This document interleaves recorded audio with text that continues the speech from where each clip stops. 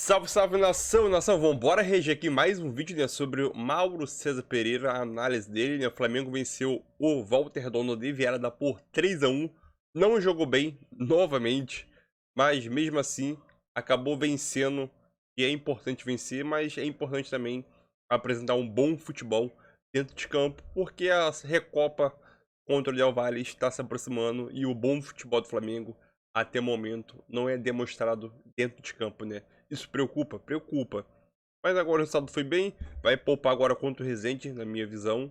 E depois, no domingo, viaja para Equador, Quito, para na terça-feira poder disputar o primeiro jogo da final contra o Del Valle pela Recopa, né? Então, é preocupante que o Flamengo até agora não consegue apresentar um bom futebol, né?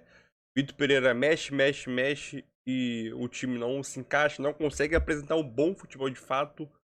E vambora aqui, Regina, mais uma análise do nosso comentarista aqui, Mauro César Pereira, sobre esse jogo do Flamengo e Volta Redonda, que é um dos destaques do Campeonato Carioca, né? Créditos ao canal do Mauro César Pereira, link na descrição como créditos e vambora para o vídeo, nação. E deixa o like, valeu, deixa o like, Próxima hora valeu. continuar aqui batendo um papo sobre essa vitória do Flamengo pelo placar de 3-1, jogo recém-encerrado, terminou há pouco no estádio Raulino de Oliveira. O São Paulo chegando a 4-1 contra a equipe da Inter de Limeira, boa vitória do São Paulo, segunda vitória seguida. Hoje, um fato importante, né? O Gabigol chegando a 142 gols com a camisa do Flamengo, ele entra assim na lista do chamado top 10, né? Os 10 maiores artilheiros. Na verdade, são 12 jogadores nessa lista dos 10, porque ele está empatado com o Índio e também tem ali a presença do Romário junto com o Pirillo. Eu vou colocar até aqui na tela essa lista, você vê aí, ó. Primeiro o Zico disparado, 509 gols, depois o Dida, que era o ídolo do Zico, né? Quando o Zico era um menino, torcedor, o Dida era seu ídolo, fez 264, o Henrique Frade, dos anos 50, 216, o Pirillo, que é o jogador dos anos 30, né?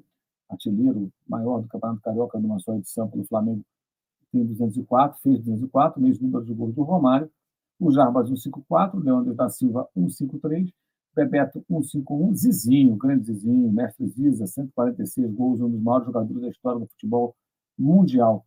E com 142 aparecem o Índio e o Gabigol, o artilheiro do Flamengo aí nessa era, o Gabriel Barbosa, hoje chegou a 142 gols, hoje chegou a 142 gols, e perdeu um pênalti, né? O quinto pênalti, se não me engano, que ele perde com a camisa do Flamengo, mas ainda assim o Gabriel marcou duas vezes.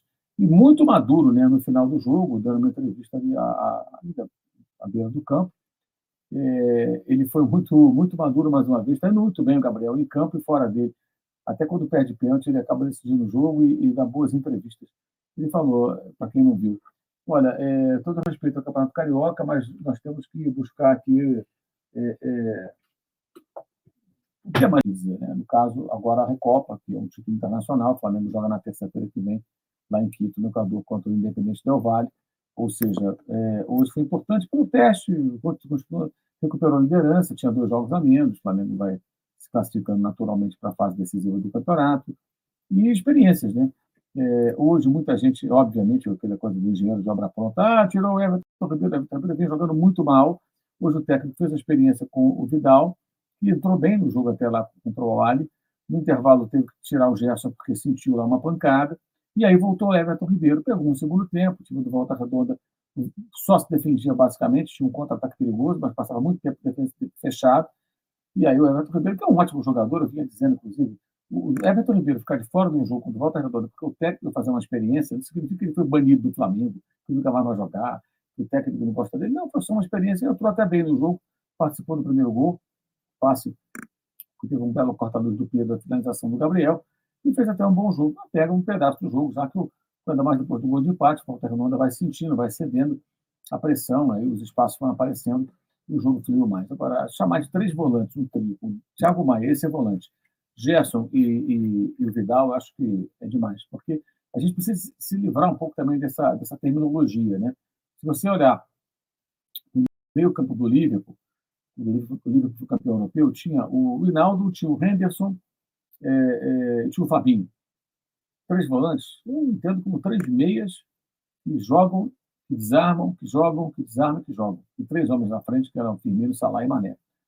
É muito curioso isso, ou seja, esse rótulo, né? Como se todo jogador da posição fosse um jogador de características de marcação e mais limitado. Estou falando de jogadores que têm qualidade técnica. O Gerson não está bem, evidentemente, ficou muito tempo sem jogar, jogando muito pouco, né?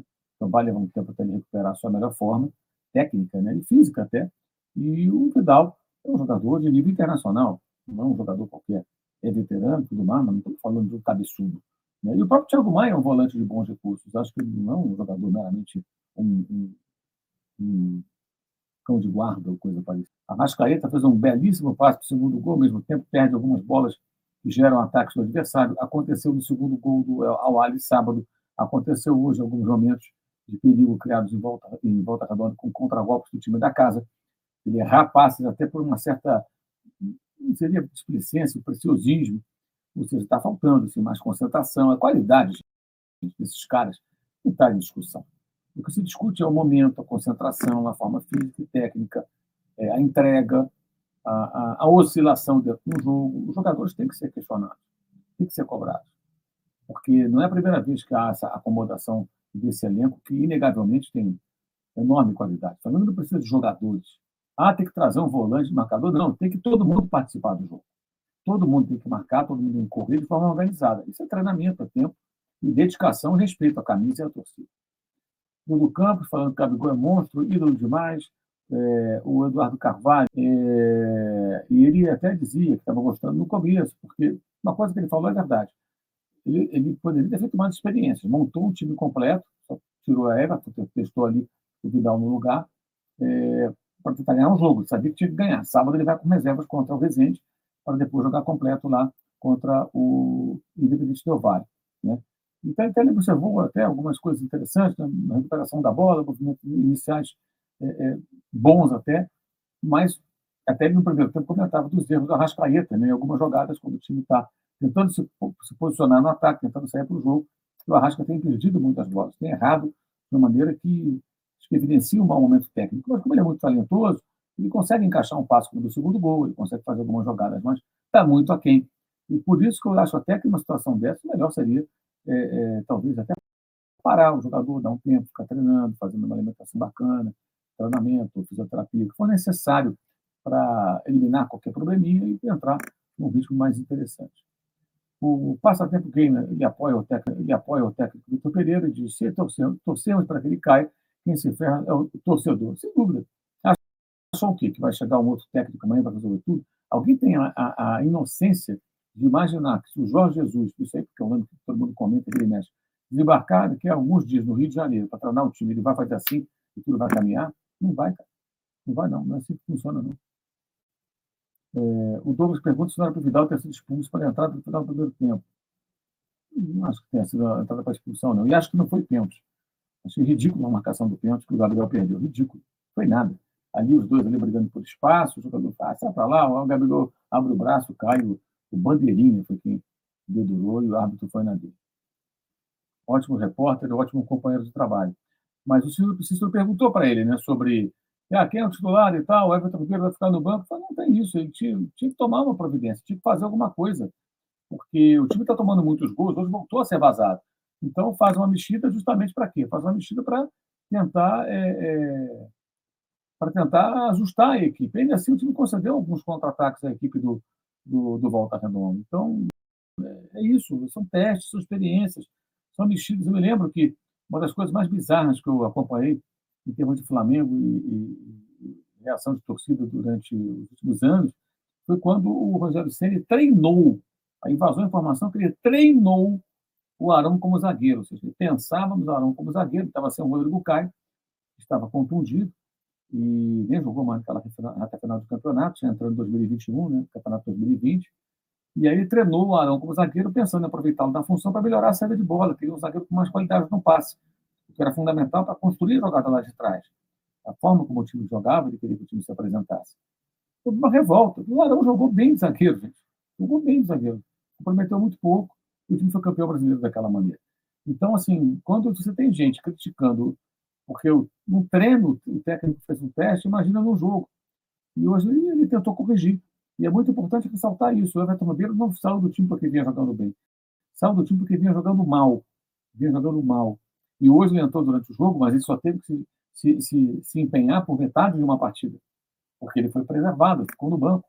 Será que ele jogaria bem se fosse de saída? Talvez não conseguisse cair esse rendimento no segundo tempo, justamente quando o Volta Redonda já estava mais cansado, de tanto correr atrás, tanto fechar espaço, tanto marcar, tanto tentar contra-atacar e conseguir contra-atacar em alguns momentos, e talvez o rendimento dele não fosse tão bom.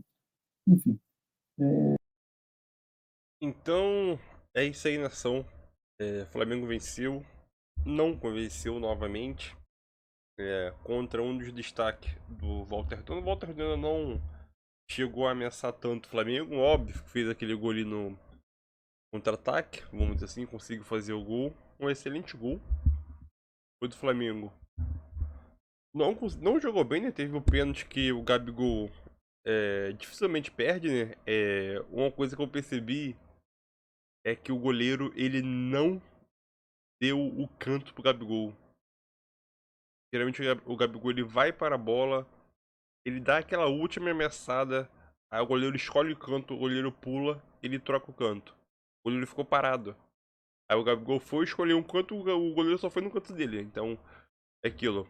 Possivelmente, o Gabigol, ele vai ter que mudar a sua batida. Acho que não, né? Acho que foi uma coisa que acontece no futebol. O goleiro escolheu o canto e ele bateu ali, né? O goleiro também não deu o canto, né? O goleiro esperou o último minuto e pulou e pegou o pênalti, né? Faz parte. Depois o Gabigol veio, redimiu, meteu 2 gols aí, né?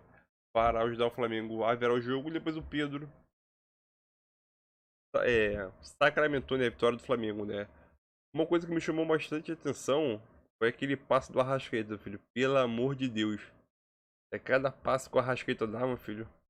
Pelo amor, o Arrasca mesmo não jogando bem, o Arrasca é sinistro. Pelo amor, e o Arthur Beira acabou entrando no lugar do Gerson, né?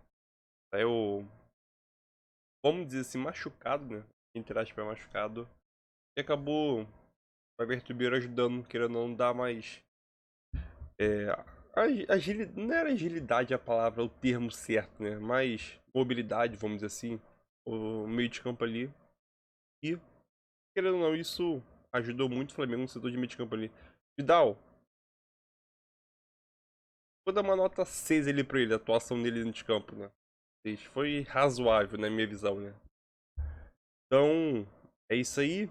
Tamo junto. Agora o próximo jogo é contra o Resende, fora de casa, no mesmo estádio. Não, acho que o Flamengo é o mandante, se não me engano. Acho que vai ser no mesmo estádio agora que o Flamengo jogou contra o Volta Redonda, aí no Raulino de Oliveira. E no domingo viaja para Equador, Quito, para poder enfrentar na terça-feira, dia 21, o Del Valle, que o Flamengo precisa chegar lá na altitude, jogar um futebol razoável para evitar perder, né? Porque a questão física lá vai ser muito evidente, principalmente para alguns jogadores, né? Então é isso aí, tamo junto e um salve, salve para você e deixa o seu like. Valeu!